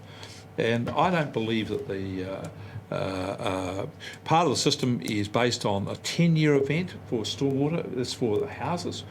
Well, we're miles behind before you start. I mean, this is a significant engineering problem. When you saw the graphs, this thing shows that these areas are in a depression, lower lying areas, and you've got to shift a lot of water uphill a long way. This is a big issue. And we're going to make some improvements on it, but it's going to be a serious piece of engineering to fix this. And we should not, pick up Councillor Curtin's point, we should not finesse this to the extent that the public get a false sense of assurance about what we're doing. I agree with Councillor Curtin on this. We have to be honest about it. And I just think we have to say the system's a fail, and we've got to get the engineers to come in and come up with a program that says the system will get it achieved. Anything short of that, it's not good enough. Councillor Williams? Yeah, thank you. Look, I mean, the point I made was you can't put a 50-year storm through a 10-year pipe network. But what I do think we need, with all the pumps in the world, but what I do think we need to understand is what I would call the delta, the difference in height and duration with all pumps operating, because there was reporting in there that some of the pumps weren't and power disruptions prolonged the duration. I think we need to understand and have a very clear equation in front of us. What would it cost to get, a backup power supply for every pump, and what do you buy with a 50-year storm and a 10-year network in investing in that capacity? In terms of reduced flood levels and duration, it may make all the difference in the world for a given house or for a given street. I just think we need to get the metrics around that a little more precise. Quite right. Yeah. Okay. Happy to second, Mr. Chairman. I will just take the Chief Executive first. Sorry, Chair, just to round out and to remind Council that we have arranged for a joint workshop with Napier City Councillors in which some of the detail of the issues that have been raised will be presented, and certainly there's the opportunity for councillors to question staff on both sides about all the detail of this event, all of the remedial actions that lie ahead.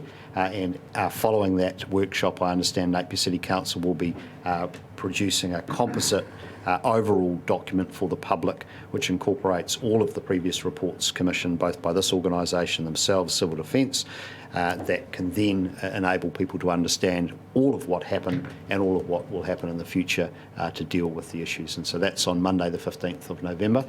We very much hope that as many councillors as possible can attend. Monday the what? 15th of November. Okay. School holidays. I've moved. Seconded. I don't wish to speak anymore. I'd like to speak, Mr. Chair. Certainly, Yeah. Councillor Curtin. Well, look, thank you, Mr. Chair, and thanks to the staff for, if you like, coming together on this. The great hope I have out of this is a whole new era of collaboration between our TA. This is essential. It's inevitable that this council needs to get around the table with the TA, in this case around stormwater in particular. We are a significant and obvious stakeholder and operator of the service, so we cannot avoid that.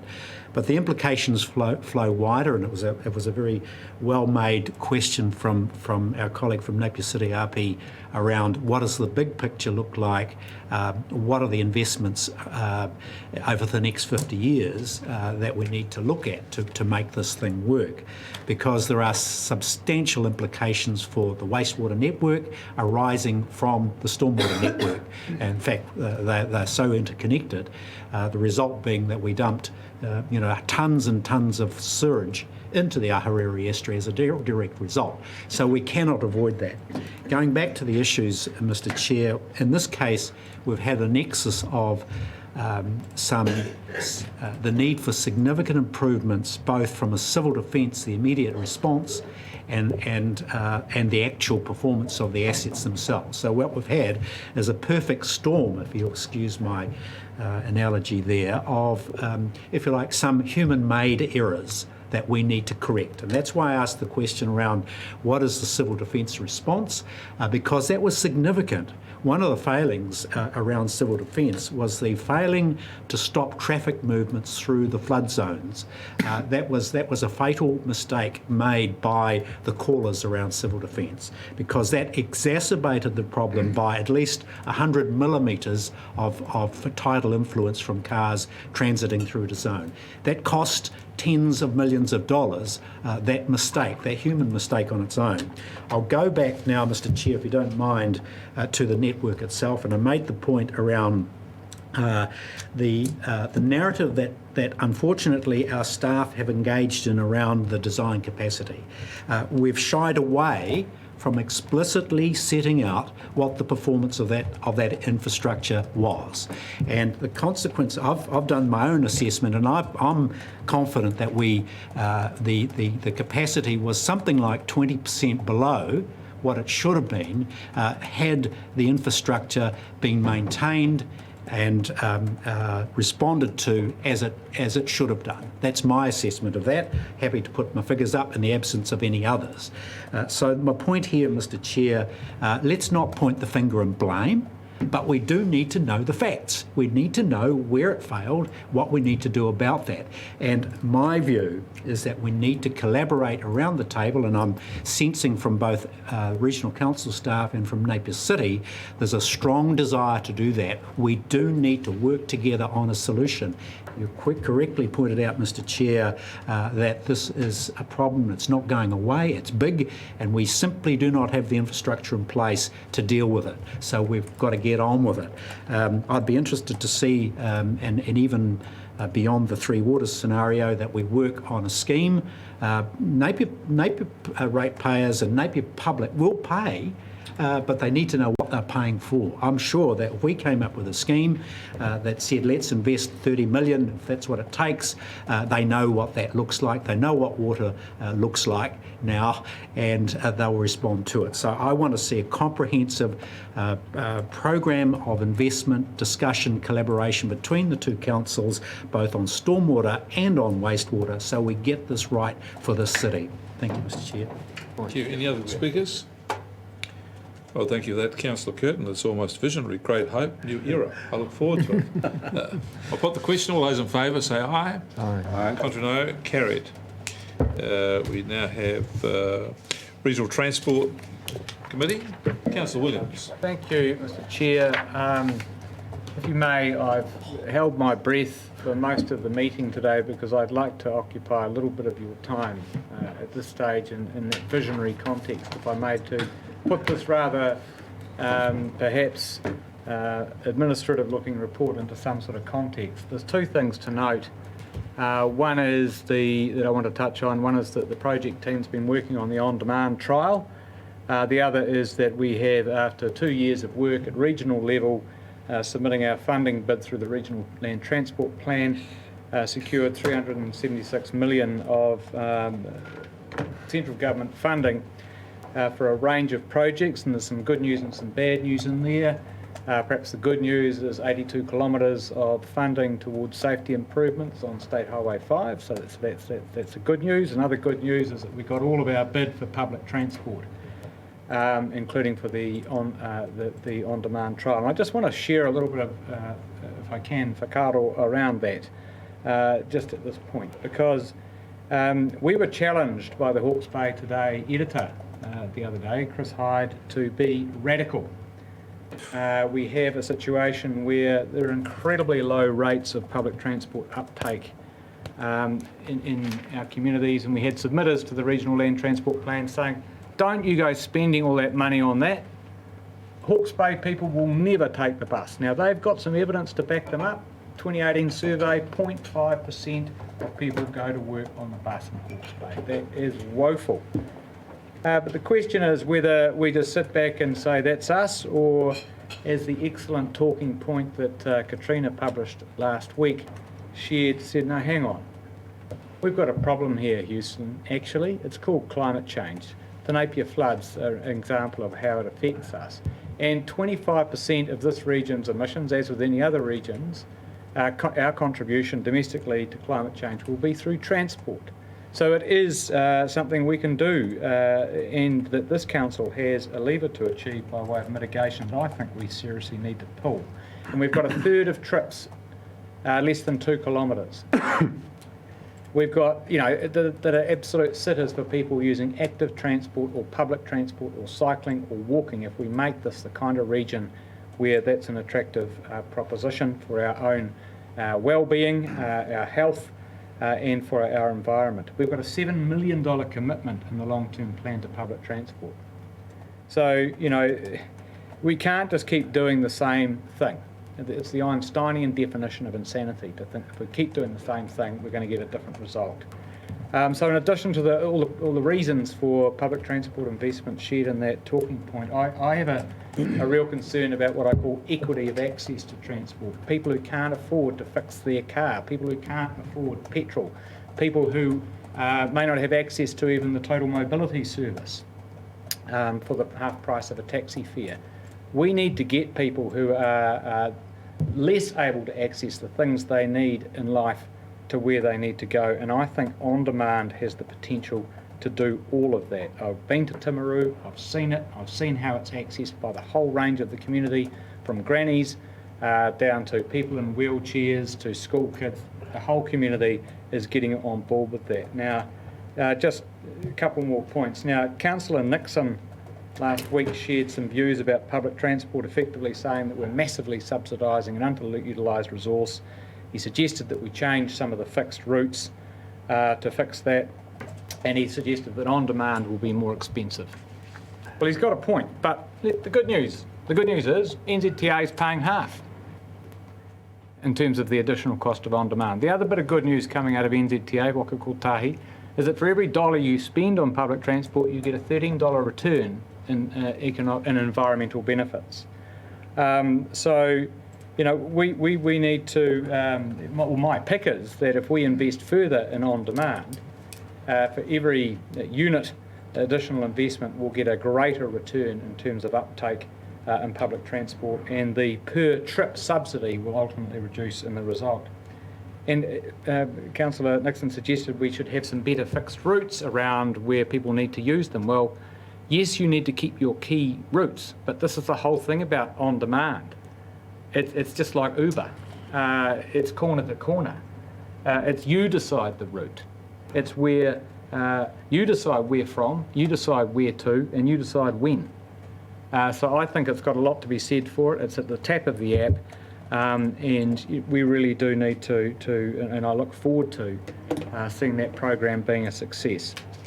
But here's something perhaps more radical to pick up on Mr. Hyde, the editor's proposition. All the research in the world tells you that if you close CBDs to cars, you dramatically increase the retail spend. So we have got in our regional land transport plan, after some pushback from the TAs, a recommendation that they consider siting their car parks in ways that encourage revitalisation, re-energisation of the retail areas. Okay? That will not only improve well-being and economic return to the district, but it will incentivise other forms of transport. So here's the other dream that I've got, and it is that our cyclists are no longer judged by the colour of their lycra, but by the safety of the road that they are enabled to cycle on. All right? And so I was disappointed, absolutely disappointed to see that Waka Kotahi did not fund our $2.5 million bid for a business case to look at an expressway upgrade that wouldn't have just had built in an additional or two, as some people would like, lane, but would look at a bus lane, a dedicated bus lane and a dedicated cycle lane to connect Napier and Hastings. If we can't get cycling off the ground in Hawke's Bay with the culture we've got, with the weather we've got and with the topography we've got, who can? So I don't know which box in the government policy statement that didn't tick, whether it was climate change, better travel options or increased freight efficiency. I don't get it. And I think we need to stay on that program. So that really, I guess, is two radical suggestions, something for the expressway that would be a bit radical rather than status quo, something to make cycling safer within our region with cycling roads, closing our CBDs to through traffic and arranging the parking so that people get into active modes of transport and on demand. Let's do this. That's actually the context of the report, Mr. Chairman, that I wanted to share with you, and I'm happy to take any questions on it. I want to say that's a much better version of the report. I think you should video clips in the future. Just in case you thought transport was boring, it's something that everyone does every Any day. questions after that? If anybody's... Let's do this. Councillor Van Beek. I'll weave a question in it somewhere else, somewhere in the back of it. But once again, I commend the sentiment and the willingness, not just a dreaming part. You know, I think you're more than a dreamer. You're actually a doer, Councillor Williams, and I really commend you on the direction you're taking. And you're not alone in this particular area. Because looking at the plan 2.6 and 6.1, they're talking with this plan is actually talking about changing behaviour. If you look at a health and safety situation in New Zealand, we don't look at changing behaviour, actually taking situations away where there may be a risk to a worker. Okay, you only have to look at when you have a framed house, you see there's matting going up, that the guys who do the roofing, that they won't actually fall onto the concrete, actually be caught by a safety net. And we need to do exactly the same here in Hawke's Bay, where we actually need to make dedicated and take all the accident possibilities out of the roading network, and we need to actually segregate, which is really important. And I made the point at this particular committee, and Councillor Williams completely endorsed that, and I know he will take this on board, and I already can hear it now, the passion that he's speaking about this. So I really endorse the work that Councillor Williams is doing. Sorry that there's no question in there. I can make one if you want me to. I was looking for one, but I didn't find one, but I agree, we agree on it. Any Councillor Ormsby. Kia ora, Chair, and ngā mihi nui ki a koe, Martin. As a pink lycra cyclist, I just, riding up Kennedy Road most days of the week, and the endeavour that the Regional Transport Committee has gone on to be able to get funding to segregate some of our main veins of cycling that we want to improve.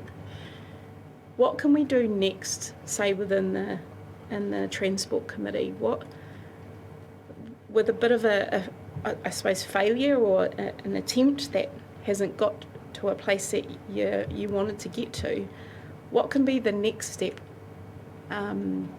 for us to move into safer cycleways? Well, thank you. It's a great question. There is a freshly minted regional land transport plan that I'm very keen doesn't just sit on a shelf and gather dust, and I'm glad to see has now been uploaded to Stella. That's fantastic. But it has objectives and policies in it around investing in safe cycling infrastructure. But at the end of the day, we've got a funding rubric as a Regional Council on Public Transport. It's going to be a commitment by a partnership of the TAs and Waka Kotahi to put in those safe cycle roads. I've got a friend who must have broken every bone in his body in the last 10 years doing nothing more serious or concerning than biking to and from work. And that is just appalling for precisely the reasons you talk about, cars pulling in, cars pulling out. Now, in the spatial plan, I think we need to get involved there because there's talk about what Kennedy Road, for example, should become Is it a multimodal transport corridor? Have we got better public transport going on there? Do we discourage car use, or is it just a two-lane drag strip? And so I think we need to be advocating our TAs to put their investment money where the RLTP mouth is, and to start, we've got a really good cycle lane exemplar around Clive, and to start looking at that type of cycling infrastructure, and to make sure that when on demand hits Napier, it complements it, so it's both safe and efficient. Just but that's what I think we can do. It's a little bit. I've been bashing on at the Hastings District Council about this for decades, and the late Mayor Jeremy Dwyer used to berate, saying that there are three sorts of people who use your roads. Currently provide for cars and pedestrians, but you don't for cyclists. So you have to have your plans to provide for three sorts of people who use the roads. Put that in the planning for the start, the issue's disappeared. Any other questions? Mr. Chair, I'll just remember my question. Councillor Williams, do you have the faith in the current knowledge in Hawke's Bay to develop a roading structure that Councillor Ormsley is talking about? And have you ever thought of actually just taking some really good ideas from Stockholm, Amsterdam or Seville and bring those people here? And they're willing to come, They're even willing to actually get us over there to actually learn what they're being doing. But so the question's been asked, but I have no faith in our engineers. Absolutely not. I sit in the governance, I sit on your transport, I sit on active transport in Hastings. I have no faith in our engineers to understand what is required to actually make a safe walking, cycling and public transport roading infrastructure. Yeah, I am not sure that that's a question that I would like to answer.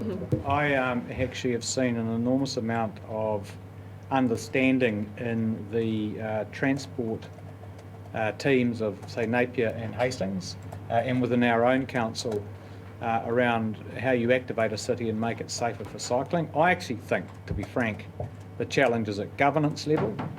It's a political challenge to make some of these suggestions, particularly like I did around closing the CBD to cars.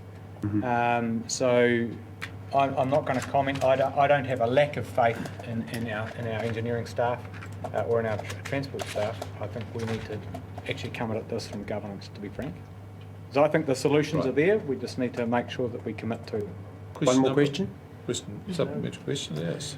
Have you cycled anywhere in Hawke's Bay where you say this is top-notch cycle infrastructure? Only on the recreational cycleways. Only on the recreational. Oh, that's the answer that I was asking. I'd offer another suggestion: the Hastings Havelock North Road. Look, I need a sports bra to ride that. I lose my fillings. Sorry, I've got a bit of a passion about this, Jacqueline. Sorry. Wipe that visual. Yeah, exactly. I think if you were to drive to Clive and bike to the bridge, you'd be pretty safe inside the wire there. But that's. Could we even go into detail on that one? That's appalling infrastructure. But the point about the one that Havelock North to Hastings, you took the hit and run of a remarkable young man who was going to the targeted medical school with top grades, who was in the Hawke's Bay school-age rugby teams all the way through. It took him getting knocked off before the council finally would admit, after decades, that yes, they could build footpaths on either side of that road. For 40 years, they had resisted it and said it was too difficult. But when the outrage of the community about the loss of this young guy, finally they found that they could do it. It just seems to me that if they can do that there, they can do it everywhere, in my view. And it doesn't take the death of an outstanding young man or young woman to cause us to go and do what we should just simply do. And I agree with Martin that it's the governors who have to say. Governors say, you engineers, you build for three sorts of people: cars, bikes and pedestrians. That's your instruction. So I'm not sure if I've moved the paper. I'm not sure either, but how about you do it again? You'll move. With everything said, I don't need to say it again. I've moved that the paper be received. You have a second. Councillor Van Beek. would you like to speak? No, I think they've covered everything. Thank you. I just want to really say how excited I am about Katie Nimon coming in next week in the new transport role to take that vision forward. I think she's going to be fantastic. So. Good. All right. Councillor Bake. Said enough. All right. Any other questions? Speakers? I'll put the motion. All those in favour say aye. Aye. Contrary, no. Carried. Now we have council's report from outside bodies. Any councillor want to report on an outside body? Yeah, thanks, Chair. I guess I'll just report Future Farming Trust has just had its AGM and they will come and report to council on, I think it's the 10th of November at the Environment Integrated Catchments Committee meeting. Any other reports? Okay, we'll move on to minor items. We have Councillor Foley talking on his number one favourite topic, gravel. Thank you, Chair. Yeah, so just I thought I'd just like to have a quick chat about post our 30th of June adoption of the LTP, and we decided to go ahead with the Upper Tuki gravel extraction project. The purpose of that is obviously to increase the level of service around flood protection, which benefits us all, and particularly the district of Central Hawke's Bay. But with that comes the next nearly 3 years now of a lot of work, which can create disruption to certain communities and members and traffic and noise and so on. So I guess my plea is to all those involved, whether it be residents that live on these roads where or near the rivers where the action's happening, the regional council, the Central Hawke's Bay District Council, the contractors, all involved, I guess, to communicate and collaborate to get this job done effectively,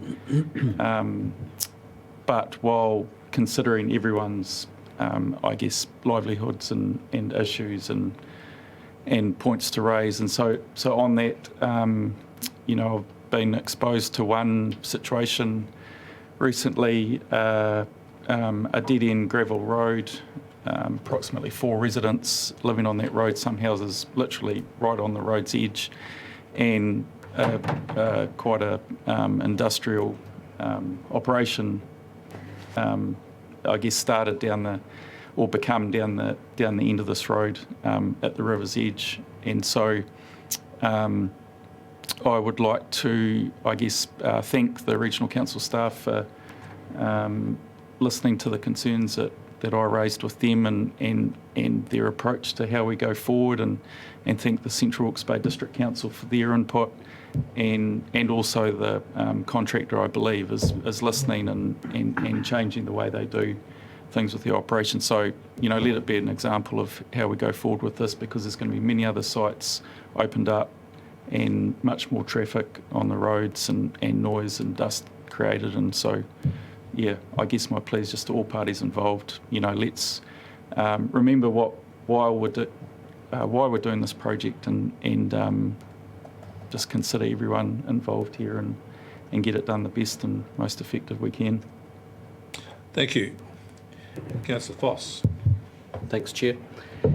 On September 25th, the Regional Council issued a press release and put up postings on social media which led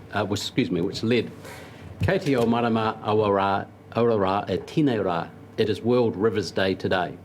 World Rivers Day today is just reflection and a time to take stock of the quality of our waterways, our streams, rivers, that we often take for granted, which are a tonga to all of us, and which we obviously need to pay a lot more attention to. And that's complemented in Hawke's Bay Regional Council's our mission and values statements. On there, we have a focus, and in fact, the term is we prioritise. Priority number 1 is water quality, safety, and climate resilient certainty. Water quality being number 1. So that's fantastic as far as that's concerned. But unfortunately, now I'll contrast this with the rest of that same press release, which in our own words as a regional council says around our rivers and streams across Hawke's Bay, Unfortunately, it is not all good news. New data paints a picture of poor river health for the majority of the sites we monitor. Urban waterways are generally the poorest, followed by rural. Now, that's not a good look, colleagues. And I'm particularly interested in the Karamu, which I raise very often. The Karamu streams and its tributaries need so much more attention, so much more resources, so much more vigilance from this council, Hawkesbury Regional Council, and Hastings District Council, and any other governmental body. In fact, they actually need to be loved a whole lot more and cherished. You name it under any measure, be it fecal count, sediment runoff, physical rubbish you can see, old rubbish dumps. Sadly, at the very least, it's unchanged to where it was in the last few years. Actually, it seems to be declining and getting worse. I do know and have been part of the drive for more resources for our officer to particularly look after the Karamu and Wananahiriri. This is all coming together, but please, can you join me, colleagues, in looking wherever we can to double down, to look after our waterways, to treasure, mitigate, manage and prevent pollution and those things which are just absolutely pivotal and essential to the life force of Hawke's Bay, culturally, personally, business-wise. Thanks, Chair. Thank you. We're getting close to the bewitching hour, so that's minor items. Sorry, Chair. Apiata had a minor item on RPC update. Oh, we did that during the item. Covered. Okay, Because sorry. you covered Thank it you. before, yeah. Thank you. Sorry, Chair. Thank you, yep, it's okay. Move to exclude the public. Someone move to exclude the public. I'll move in. Won't take. Councillor Foss. All those in favour say aye. Aye. Contrary no. Carried. Cameras off.